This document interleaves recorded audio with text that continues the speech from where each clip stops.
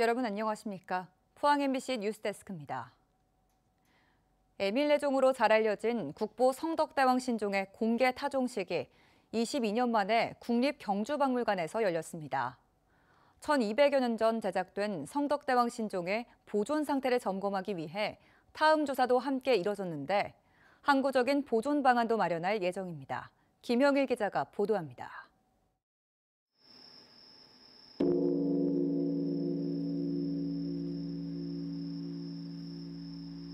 성덕대왕 신종의 맑고 웅장한 소리가 울려 퍼집니다. 끊어질 듯 길게 이어지는 천년의 울림이 깊은 여운을 남겼습니다. 통일신라 시대인 771년 제작된 청동범종으로 세종실록 지리지에는 그 소리가 백리를 간다고 기록돼 있습니다. 장엄하면서도 맑고 그리고 부드러운 느낌을 주는 신비한 종소리라 이것은 세계유산으로서 음향학에서조차도 신비로운 맹놀이 현상을 분석을 하고 있는 1992년까지 제야의 종으로 타종돼 오다 균열이 우려되면서 타종이 중단됐는데 22년 만에 공개 타종식이 열렸습니다. 에밀레종 전설 같은 것도 있어서 좀 더 호기심이 많이 갔는데요. 어쨌든 그런 전설이나 그런 것들이 종치면서 그런 얘기가 떠오를 정도로 굉장히 감명 깊고 1996년부터 정기적인 타음 조사를 통해 고유한 주파수에 변화가 있는지 보존 상태를 추적 관찰하고 있는데 구조적인 결함은 발견되지 않았습니다. 저희 이번 타음 조사는 성덕대왕 신종의 보존 상태를 점검하는 의미에서 진행이 되어 있습니다. 이전에 있던 타음 조사라든가 여러 가지 조사를 통해서 아직까지 성덕대왕 신종이 굉장히 안정적인 국립경주박물관은 성덕대왕 신종이 야외에 전시돼 있어 온습도 변화에 취약한 상태라며 항구적인 보존을 위해 신종관을 건립하겠다고 밝혔습니다. MBC 뉴스 김형일입니다. 포스코가 영일만 4산업단지에 1,000억 원을 투자해 산업용 가스 생산 설비를 준공하고 상업 생산을 시작했습니다. 이번에 준공한 설비는 시간당 15,000노멀 세제곱미터의 산소를 생산해 2차 전지 특화단지 내에 입주한 포스코 퓨처엠, 에코프로 AP 등에 공급됩니다. 포스코는 앞으로 철강, 2차 전지, 반도체, 조선, 화학, 자동차 등 다양한 산업체에 산업가스를 공급할 계획입니다. 올해 연말쯤 경북 산불 피해 살림을 얼마나 또 어떻게 복원할지 윤곽이 잡힙니다. 산주에게 의견 수렴을 하고 있는 가운데 인공조림이냐 자연 복원이냐를 두고 논란이 불거질 것으로 보이는데요. 막대한 예산이 되는 인공조림보다 자연 복원에 좀 더 무게를 둬야 한다는 지적에 힘이 실리고 있습니다. 이도훈 기자가 보도합니다. 지난 3월 경북 산불로 초토화된 의성군 점곡면 사촌리 일대. 다시 푸른 숲을 볼 수 있을까 우려했던 것과 달리 땅속에선 희망이 싹트고 있습니다. 경쟁 관계에 있는 키 큰 나무가 없기 때문에 여기 이 불탄 숲에서는 적어도 식생 회복 맹아들은 왕성하게 자라는 거죠. 올여름 특히.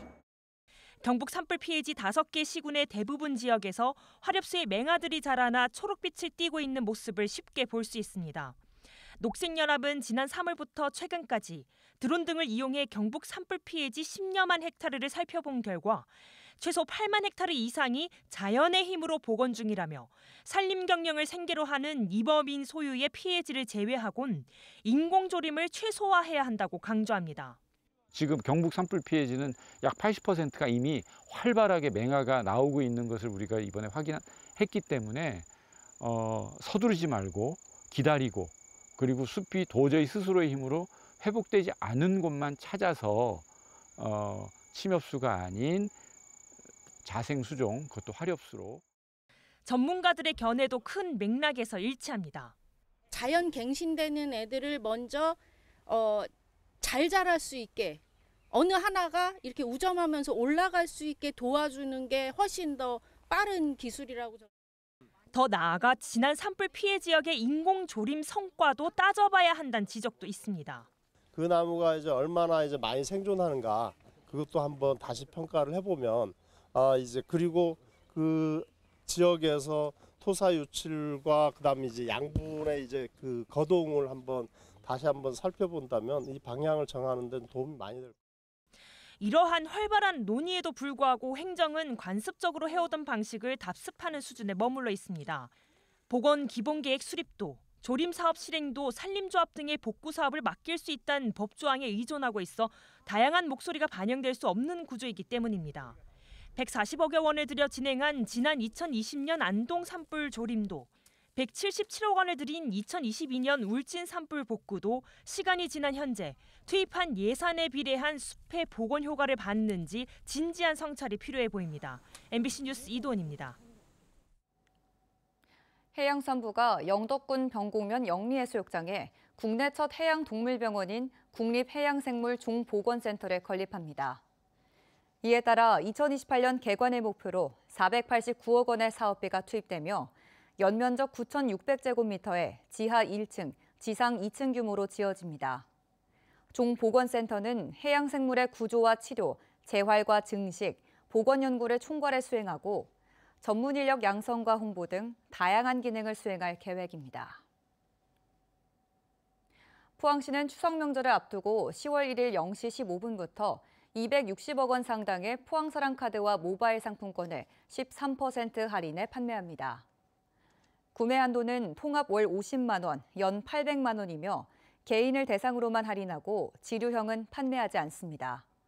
모바일 앱 IM샵에서는 10월 1일 0시 15분부터 충전할 수 있고 IM뱅크와 지역 농수축협, 새마을금고, 신협 등 104개 판매 금융기관에서도 영업시간 내에 충전이 가능합니다.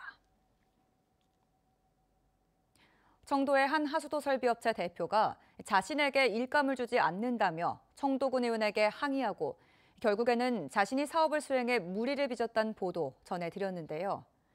청도군이 사업 진행 과정에서 의뢰한 실시 설계 용역 결과 보고서가 허위 정보로 작성된 사실이 취재 결과 드러났습니다. 한태연 기자가 전합니다. 2024년 7월 경북 청도의 한 용역업체가 만든 청도 신화랑 풍류마을 오수처리시설 분리막 교체 공사 용역 보고서입니다. 분리막 교체를 위해 어떤 제품이 가장 타당한지를 판단하기 위해 청도군이 1,800여만 원을 주고 의뢰했습니다. 이 보고서에는 타사막에 비해 공급이 일정해 흡입 물량이 일정하고 인장 강도가 우수하다면서 기존 제품과 같은 분리막으로 교체할 것을 권장하고 있습니다. 기존 공법으로 유지가 필요하다고 판단된다라고 결론을 내렸습니다. 다른 회사 제품과 비교해서도 기존에 장착된 제품이 코팅면의 강도가 우수하고 투과량과 내구 연한에서도 장점이 많다고 분석했습니다. 사업 수행에 있어서 객관성을 부여하기 위한 근거 자료인데 청도군은 이 용역 보고서를 바탕으로 제품을 선정했다고 밝혔습니다. 그런데 4개 제조업체의 제품을 분석한 자료와 관련해 취재진이 해당 제조업체에 문의한 결과 자료 제공 사실이 없다는 답변을 받아냈습니다. 한 업체는 데이터 자료가 전혀 근거가 없고 용역회사에 제공한 적이 없다면서 실시설계 용역업체와 통화한 사실도 없다고 밝혔습니다. 영구 용역업체는 경북 청도의 본사를 대구에 지사를 두고 운영하고 있습니다. 취재진이 이 업체를 찾아갔지만 해명을 듣지 못했습니다. 이 업체가 청도군으로부터 받은 용역 의뢰 건수는 올해 들어서만 32건, 6억 원이 넘는 예산을 받아갔습니다. 청도군이 의뢰한 용역 결과가 만일 사실이 아니라면 청도군은 이 사업에 대해서 감사를 실시해야 합니다. 그리고 이 용역 회사가 지금까지 진행해왔던 모든 사업에 대해서 전수조사를 통해서 감사를 바르게 해야 된다고 봅니다. 청도의 하수도 설비업체가 군의원에게 항의까지 하며 사실상 사업을 따낸 문제의 분리막 교체 사업. 제품 선정에 근거가 되는 용역 보고서가 신뢰성을 잃으면서 사업 전반에 대한 감사가 필요해 보입니다. MBC 뉴스 한태현입니다.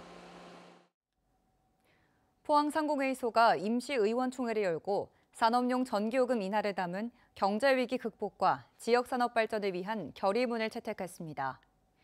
포항상인은 정부와 국회, 지방자치단체는 철강산업 경쟁력 강화 특별법과 2차 전지 산업 지원 특별법을 조속히 마련하고 산업용 전기요금을 한시적으로 인하해야 한다고 건의했습니다.